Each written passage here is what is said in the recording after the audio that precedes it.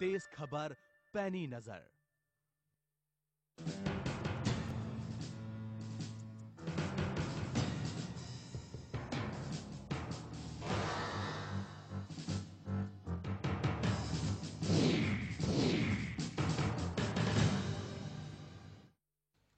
नमस्कार, मैं हूं यश खुराना। स्वागत है आपका खबर फास्ट में। हिंदुस्तान को सुपर पावर बनाने के लिए सरकार एक कदम और आगे बढ़ गई है। केंद्र सरकार ने नई शिक्षा नीति में बदलाव कर बच्चों के ऊपर किताबों का बोझ भी घटा दिया है।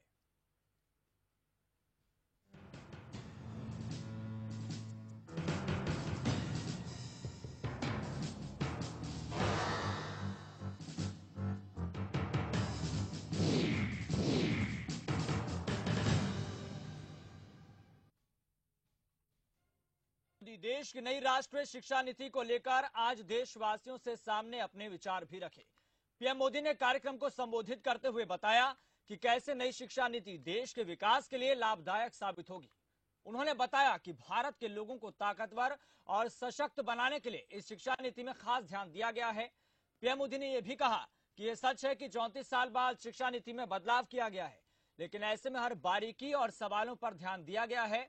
और उन्होंने यह भी बताया कि शिक्षा नीति को नया आकार देने से पहले 2 सवालों पर गंभीर रूप से विचार किया गया था। तो आपको बताते हैं कि प्रधानमंत्री नरेंद्र मोदी ने क्या बातें कही। साल में 2 बार परीक्षाएं कराने की व्यवस्था होगी। ऑब्जेक्टिव और सब्जेक्टिव 2 श्रेणियों में परीक्षा होगी। 10वीं और 12वीं कक्षा का पूरा स्वरूप बदल जाएगा। छात्रों में रटने की प्रवृत्ति खत्म करने पर जोर दिया जाएगा। 3, 5 और 8वीं कक्षा की परीक्षाएं होंगी। 34 साल बाद नई शिक्षा नीति। पहले 10+2 फॉर्मेट था और अब 5+3+3+4 का फॉर्मेट है। पहले आपको बता दें कि एमए के बाद एमफिल और फिर पीएचडी करनी पड़ती, जबकि एमफिल खत्म, अब सीधा पीएचडी कर पाएंगे। और स्ट्रीम के मुताबिक सब्जेक्ट का पहले इंतखाब होता था, चयन होता था, जबकि अब ऐसा जरूरी नहीं है। और पहले की बात करें तो 9वीं से 12वीं कक्षा की सालाना परीक्षा होती थी और सेमेस्टर में परीक्षा होगी, जो अब की स्थिति है नई शिक्षा नीति के तहत।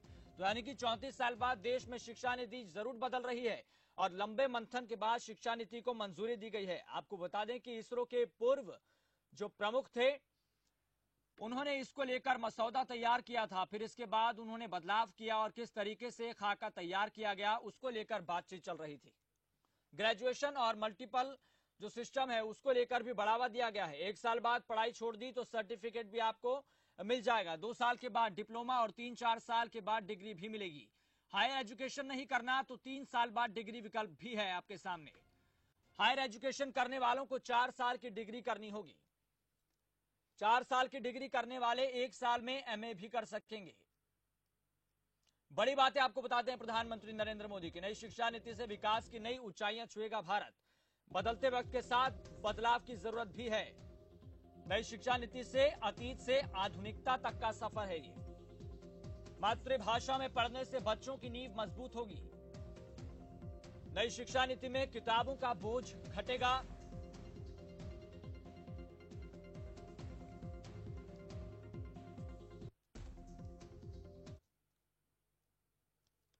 तो आपको बता दें कि यहां पर जहन में बड़ा सवाल यही आता है कि इससे देश को हासिल क्या होगा। तमाम तरीके से जो गरीब है, जो मुफलिसी में अपनी जिंदगी गुजार रहे हैं, जो पहले से ही पढ़ाई से वंचित है, महरूम है, उन तक इसका सबसे बड़ा लाभ कैसे पहुंचेगा। सरकार इस पर भी मसौदा तैयार कर चुकी है, लेकिन आप अपने जहन में एक बात जरूर डाल लीजिए कि सब कुछ तैयार होते होते, इंप्लीमेंट होते होते तकरीबन 2035 साल तक ये सब कुछ पूरा हो पाएगा। इसको लेकर मसौदा तैयार किया जा रहा है। हालांकि सरकार से तमाम तरीके के सवाल भी पूछने लाजमी है कि आखिरकार इंप्लीमेंट कैसे होगा और बजट पर किस तरीके से ध्यान दिया जाएगा और गरीब वर्ग को सबसे ज्यादा लाभ कैसे पहुंचेगा।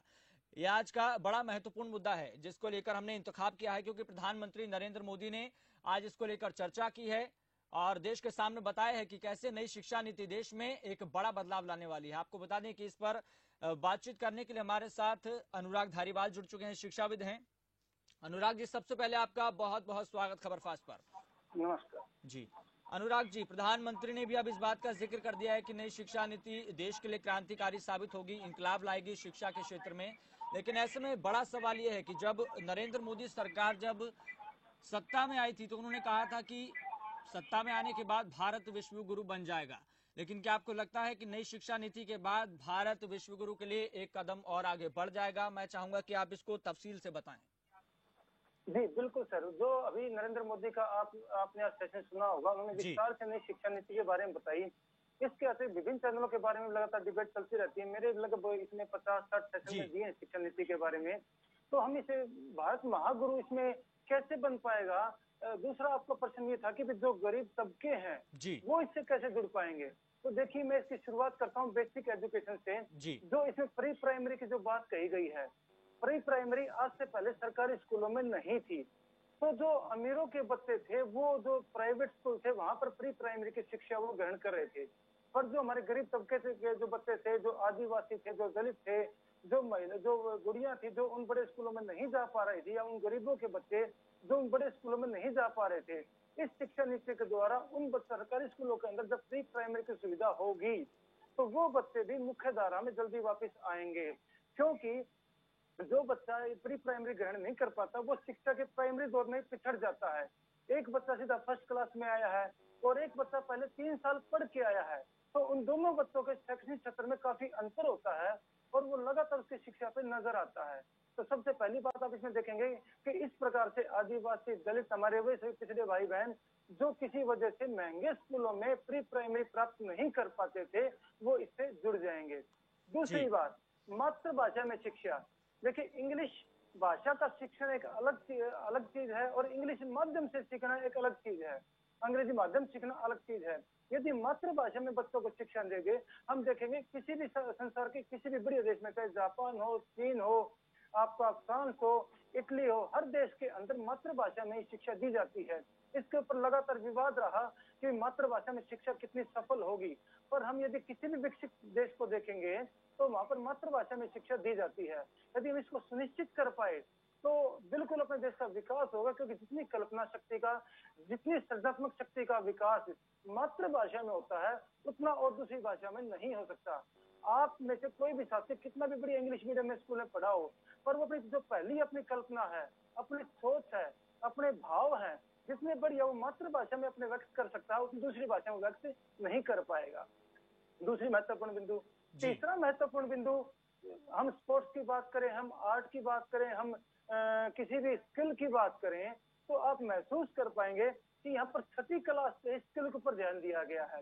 6ठी क्लास के बाद जो बच्चा किसी भी एज में अपनी पढ़ाई को छोड़ देगा, कोई ना कोई स्किल लेके जाएगा। वो यदि वो स्किल लेके जाएगा, चाहे वो मूर्ति कला सीखे, चाहे वो कोई हस्तकला सीखे, या किसी भी तरह की यदि कला सीखेगा, तो वो बच्चा बेरोजगार नहीं रहेगा और समाज का एक अच्छा नागरिक वो बन पाएगा। तीसरी महत्वपूर्ण बात, स्कूल कॉम्प्लेक्स के अंदर इसको ध्यान दिया गया है कि हर विद्यालय के अंदर सभी विषयों के अध्यापक देना संभव नहीं होता छोटे छोटे स्कूलों में।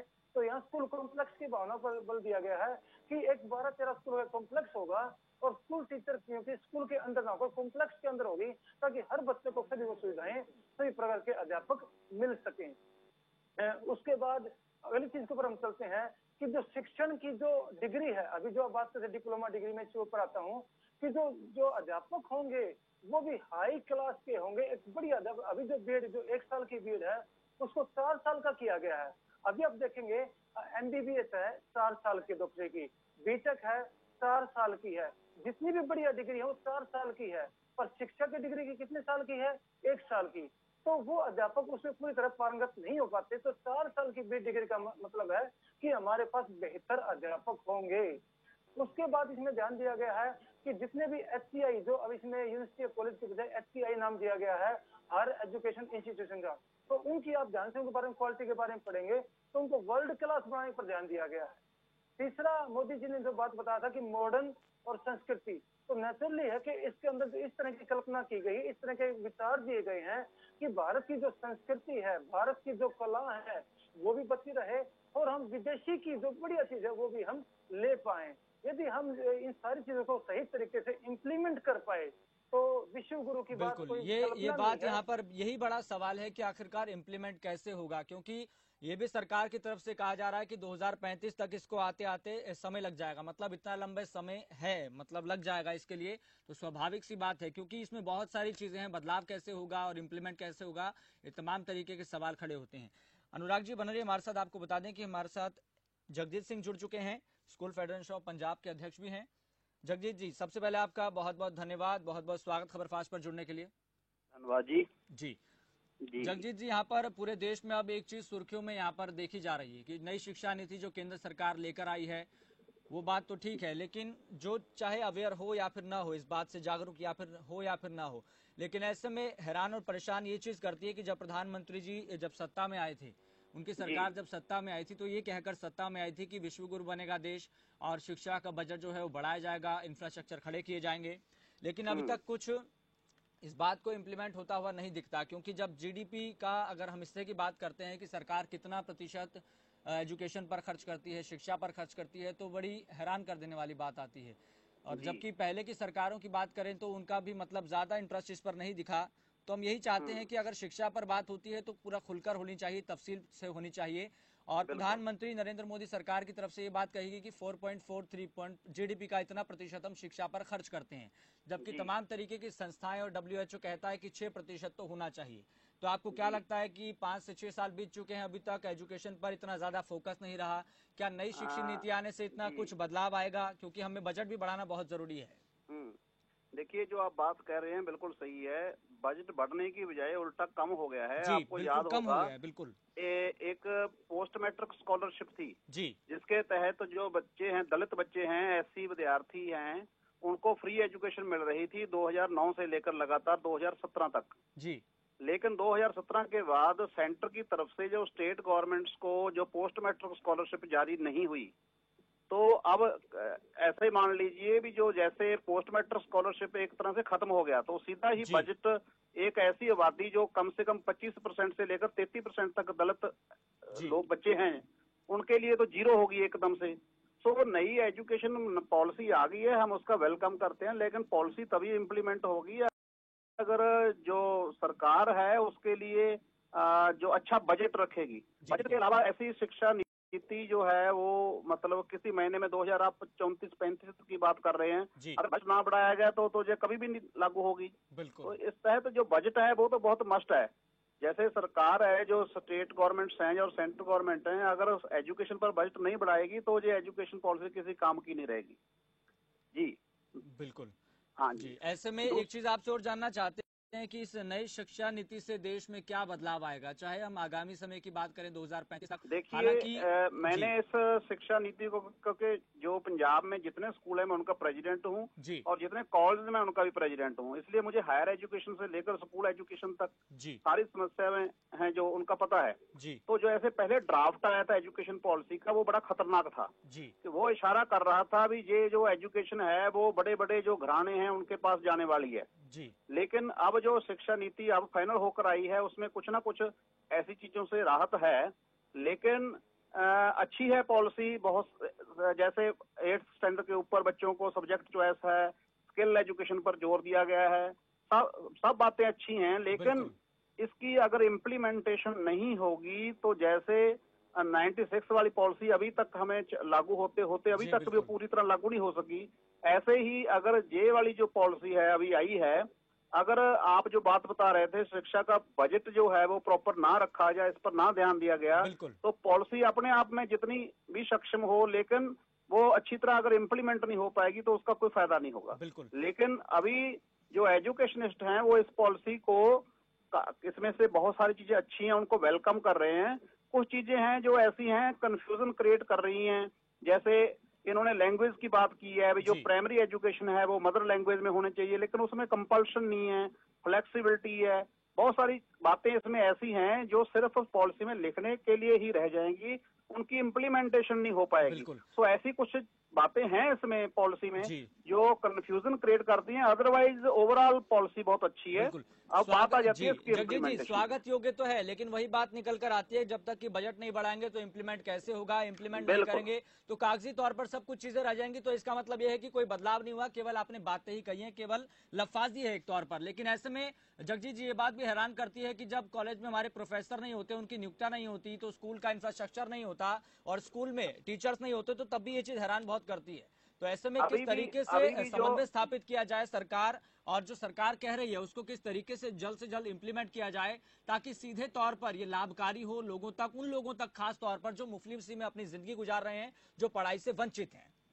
जी, तो अभी जो जो यूनिवर्सिटीज हैं जो सीधे सरकार के अंडर आती हैं, उनकी भी अभी बहुत बुरी हालात चल रहे हैं। जैसे मैं पंजाब की बात करूं तो उनको हर मंथ जो सैलरी है वो भी बड़ी मुश्किल से मिल पाती है। तो ऐसे माहौल में क्वालिटी एजुकेशन या हम रिसर्च वर्क की बात यही बड़ी बात है जगजीत जी। बिल्कुल, जैसे हमारे पंजाब में पंजाबी यूनिवर्सिटी है जो अपने पंजाब के खुद की यूनिवर्सिटी है, तो उसको हर महीने उन प्रोफेसर को सैलरी के लिए स्ट्रगल करना पड़ रहा है। तो ऐसे माहौल में कहाँ रिसर्च हो पाएगी, कहाँ से क्वालिटी एजुकेशन हो पाएगी? तो अगर बजट नहीं है सरकार के पास तो कुछ नहीं हो पाएगा जी। बिल्कुल, चलिए जगजीत जी बहुत बहुत धन्यवाद तमाम बातचीत के लिए, जुड़ने के लिए। अनुराग धारीवाल जी आपका भी बहुत बहुत धन्यवाद जुड़ने के लिए। तो ऐसे में बड़ा सवाल यहीं पर ये आता है, सरकार ने नया ड्राफ्ट तो सभी के सामने रख दिया है, लेकिन ये लाभकारी कैसे होगा और जिस तरीके से ये बातें कही गई हैं वो इम्प्लीमेंट होना बहुत जरूरी है।